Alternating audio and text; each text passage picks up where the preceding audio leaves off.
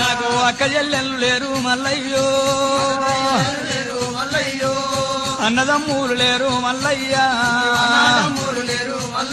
నాకు సుడసుడ్డారు లేరు మల్లయ్యో చిన్నమ్మలున్నారంట నిలబోదునా నాకు పెద్దమ్మలున్నారంట నిలబోదునా బాయి నీవేనయ్యా మల్లయ్యో అయ్యా సాధీన నీవేనయ్యా నా స్వామి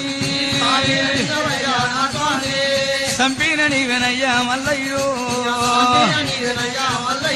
నీ అడవిల్ల రీతి నేను మల్లయ్యో